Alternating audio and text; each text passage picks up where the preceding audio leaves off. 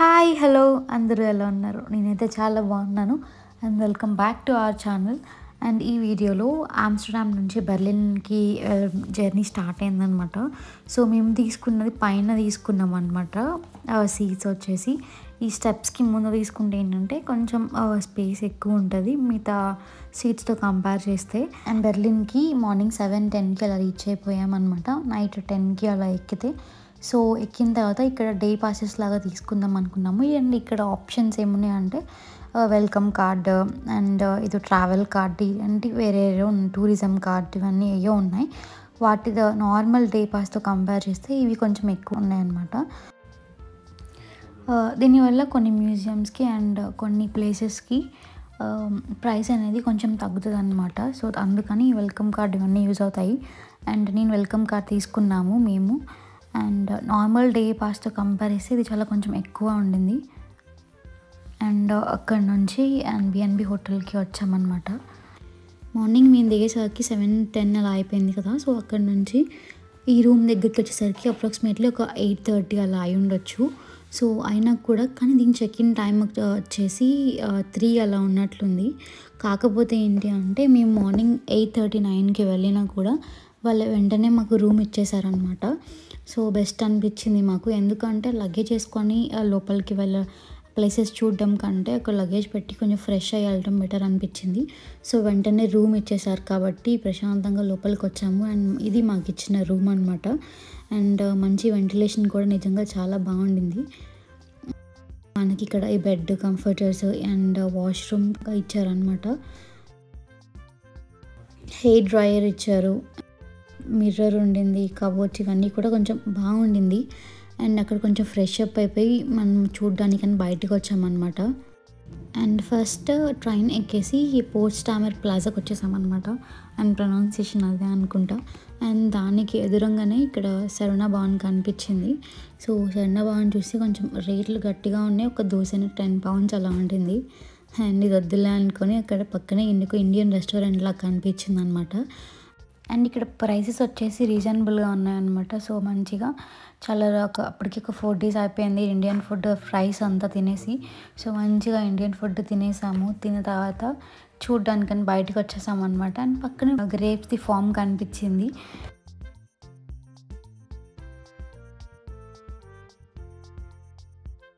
And first memorial to the murder చూసుకొచ్చాము. And ఇవన్నీ ఏంటి అంటే సెకండ్ వరల్డ్ వార్లో చనిపోయిన చాలామంది జ్యూస్కి గుర్తుగా ఇవి కన్స్ట్రక్ట్ చేశారంట. సో ఇది 2005లో అలా కన్స్ట్రక్ట్ చేశారు. అండ్ 1999లో అనుకుంటే 2005కి అయిపోయింది. అండ్ చాలామంది అక్కడ చనిపోయిన వాళ్ళ తాలూకు గుర్తుగా అండ్ వాళ్ళ ఫ్యామిలీస్ కూడా ఇక్కడికి వస్తూ ఉంటారట. సో వాళ్ళకి గుర్తుగా ఇట్లా కన్స్ట్రక్ట్ చేశారనమాట. సో మనం రెస్పెక్ట్ఫుల్గా ఉండాలి అనమాట అక్కడ. అండ్ ఇవి కూడా ఒక్కొక్కటి ఒక్కొక్క హైట్లో ఉంటాయి. లోపలికి వెళ్ళే కొంది మనం కనిపించకుండా అయిపోతాం అనమాట. అండ్ బయట ఉంటేనేమో చిన్న చిన్నగా ఉంటాయి. సో ఒక్కొక్కటి ఒక్కొక్క హైట్లో అలా కన్స్ట్రక్ట్ చేశారు. అండ్ దీని కింద ఒక రూమ్ ఉండిందంట. ఆ రూమ్లో వీటి తాలూకా జ్ఞాపకాలు ఇవన్నీ మెమరీస్ ఇవన్నీ ఎలా చేశారో ఏంటి అని చెప్పేసి అండ్ ఎలా చనిపోయారు వీటన్నిటి గురించి మెమరీస్ అవన్నీ కింద ఉన్నాయట. సో అది కూడా దాన్ని కూడా మనం విజిట్ చేయొచ్చు అనమాట. కానీ మేము లోపలికి వెళ్ళడానికి అప్పటికి ఒక 30 members అలా క్యూ లైన్లో వెయిట్ చేస్తున్నారనమాట. సో వద్దులే అని చెప్పేసి అక్కడ 2 hours వెయిట్ చేస్తే ఆ క్యూ లైన్ తగ్గిపోతుంది అని చెప్పారు. అండ్ వద్దులే అని చెప్పేసి అక్కడ నుంచి బ్రాండెన్బర్గ్ గేట్ దగ్గరికి వచ్చామన్నమాట. కానీ యూరో కప్ వల్ల ఇక్కడ మొత్తం కూడా ఆపేశారు. సో మొత్తం క్లోజ్ చేశారనమాట. అక్కడ ఒక ఫోటో తీసుకొని మళ్ళీ బయలుదేరిపోయాము రిచ్స్టాగ్ బిల్డింగ్ దగ్గరికి. సో అక్కడ వస్తుంటే క్యూట్గా కార్లు కనిపించాయి, చాలా చిన్న చిన్నగా మంచిగా ఉన్నాయన్నమాట. వాళ్ళ క్యూట్ అనిపించి వీడియో తీసుకున్నాను.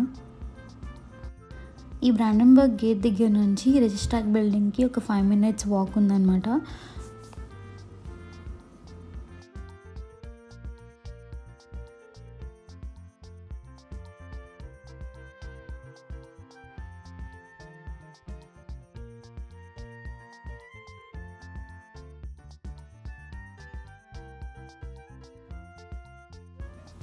ఇదే రిచ్స్టాగ్ బిల్డింగ్ అనమాట. సో ఇది వెనక నుంచి వ్యూ అనమాట. సో దీని కన్స్ట్రక్షన్ డీటెయిలింగ్ కూడా నిజంగా చాలా బాగుంది. అండ్ తిరుగుతూ ఉన్నామన్నమాట వెనక నుంచి మొత్తం. అండ్ దీని దగ్గర నుంచి అలెగ్జాండర్ ప్లాజా అదనమాట. అండ్ ఇక్కడ బెర్లిన్లో కూడా అన్ని విజిటింగ్ ప్లేసెస్ కొంచెం దగ్గరగానే ఉన్నాయి. కాకపోతే వాకింగ్కి కొంచెం టైం పడుతుంది. అండ్ అలాగే మనం డే పాస్ తీసుకున్నాం కాబట్టి మేము ఎక్కువ నార్మల్ ట్రైన్కి అలా వెళ్ళిపోయామన్నమాట.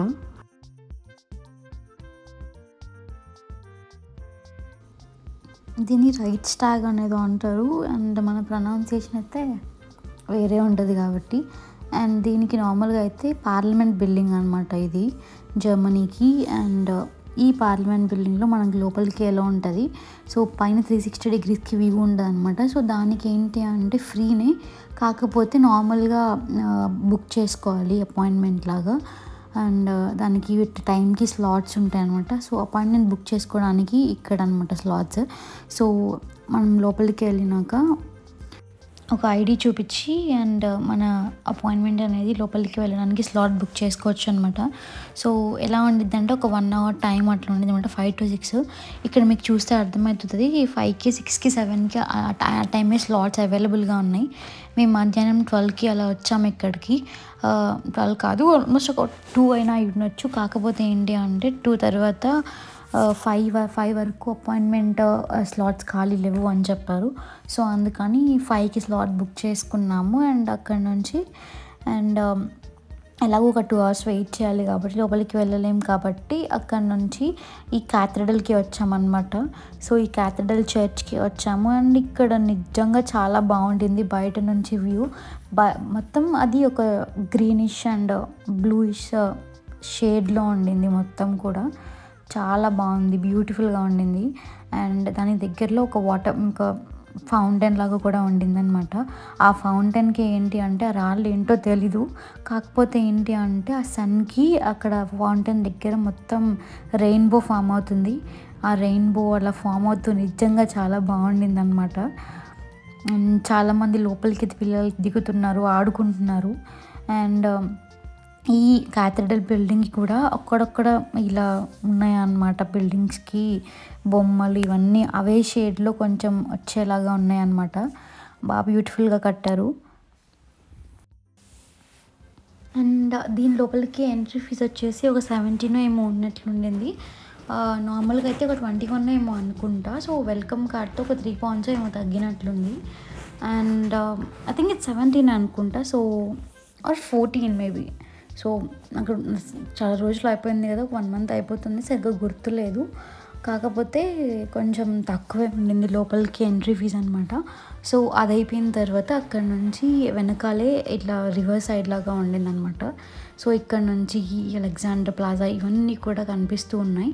అండ్ అలాగే ఇక్కడ పక్కన DDR మ్యూజియం కూడా ఉండింది. సో ఈ DDR మ్యూజియంలో ఏంటి అంటే అండ్ చిన్నవి కార్లు కానీ లేకపోతే ఏదైనా వెహికల్స్కి చిన్న పార్ట్స్ డిజైన్స్ ఇవన్నీ కొంచెం క్యూట్ స్టఫ్ ఉన్నాయి అనమాట DDR మ్యూజియంలో. అండ్ దానికి ఇది ఏంటంటే దీనికి ఎదురుగానే ఇది క్యాథడ్రల్ ఉండింది.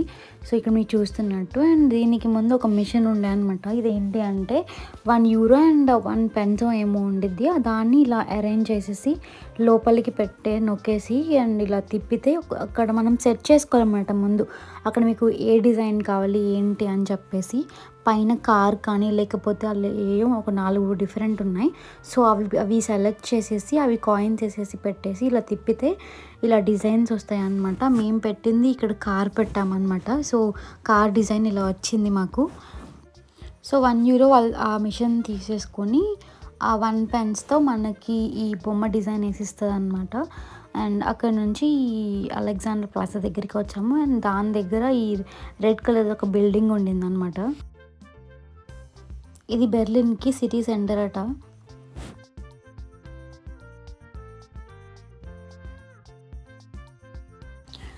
నెక్స్ట్ అప్రాక్సిమేట్లీ 5 అవుతుంది. సో 5:30కి అలా వచ్చేసామన్నమాట ఈ రైట్ స్టాక్ బిల్డింగ్ దగ్గరికి. సో మనం బుక్ చేసుకుంది 5 to 6 స్లాట్ అనమాట. సో ఈ 5 to 6 స్లాట్లో ఏ టైంలో వచ్చినా అలో చేస్తారు. అండ్ లోపల గ్రౌండ్ ఫ్లోర్లో ఇవేవో పెన్స్ అండ్ చిన్న సాసర్ కప్స్ టైప్లో ఇవేవో డిజైన్స్ పెట్టారు. అవి నాట్ ఫర్ సేల్. అండ్ కింద గ్రౌండ్ ఫ్లోర్లో లిఫ్ట్ ఎక్కితే ఆటోమేటిక్గా పైన ఫ్లోర్కి తీసుకెళ్తారనమాట వాళ్ళే. సో పైన ఫ్లోర్లో ఇలా ఉండింది. అండ్ గ్లాస్ లోపలికి కూడా ఇంకొక వ్యూ ఉంటుంది. సో దానికైతే మనకి ఇప్పుడు అది క్లోజ్లో ఉండింది.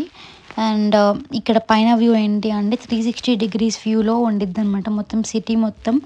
అండ్ బెర్లిన్ సిటీలో ఉన్న మెయిన్ టాప్ ప్లేసెస్ అన్నీ కూడా కనిపిస్తూ ఉంటాయి అనమాట ఇక్కడ నుంచి చూస్తే.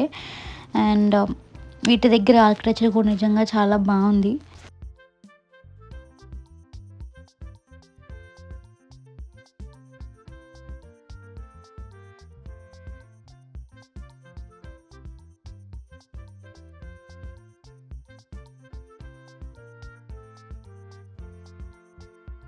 అండ్ యూరప్ మొత్తం కూడా యూరో కప్ యొక్క ప్రిపరేషన్స్ ఇదంతా జరుగుతూ ఉండింది. అండ్ ఆ రోజు జర్మనీకి మ్యాచ్ ఉన్నట్టుంది.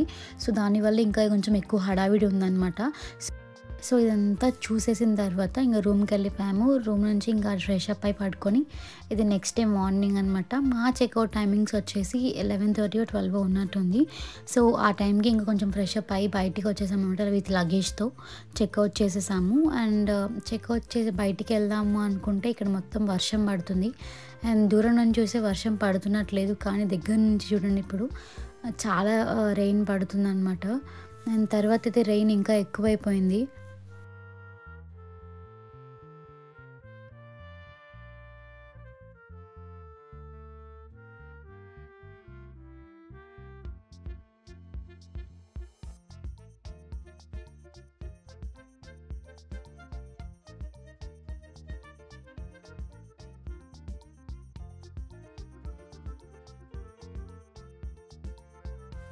అండ్ నెక్స్ట్ 1:30కో ఏమో వర్షం తగ్గిపోయిందనమాట. తగ్గిపోయిందని బయటకు వచ్చాము. అండ్ చూస్తే మొత్తం సన్నీ ఉండే అనమాట. ఈ వెదర్ అసలు ఏం అర్థం కాలేదు. జర్మనీలో కూడా యూకే లాగా మారిపోతూ ఉండిందనమాట వెదర్. సో అయినైతే హ్యాపీ ఉన్నా, మంచి వెదర్ చేంజ్ అయింది అని చెప్పేసి. అండ్ నేను ఇక్కడ సరిగ్గా ఫోటోలు దిగలేదు అనిపించింది కొంచెం. అండ్ అందుకే మళ్ళీ మంచి డ్రెస్ వేసుకున్నాను కాబట్టి ఇక్కడ అన్ని దగ్గరలోనే ఏరియాస్ ఉన్నాయి కాబట్టి మళ్ళీ ఇక్కడికి కొంచెం వచ్చేసామన్నమాట. అండ్ జర్మనీలో మేము స్టే చేసింది ట్యూస్డే అండ్ వెడ్నెస్డే అనమాట.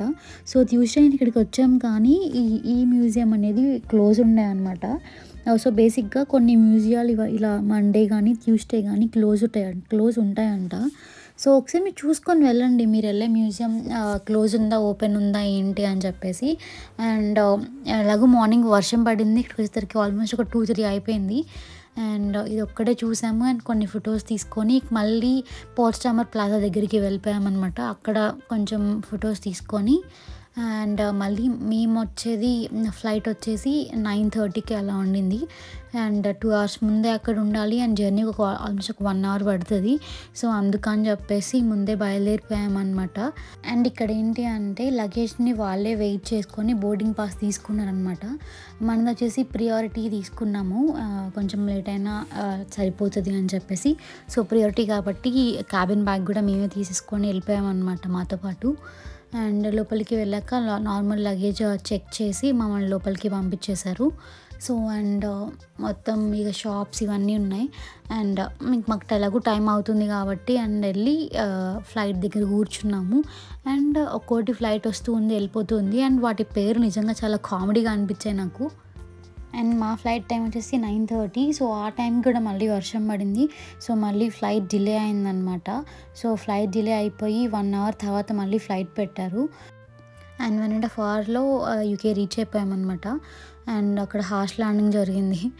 అండ్ తర్వాత మా ఫ్రెండ్స్ వచ్చారు మమ్మల్ని పిక్ చేసుకోవడానికి. And that's it. Thank you so much for watching.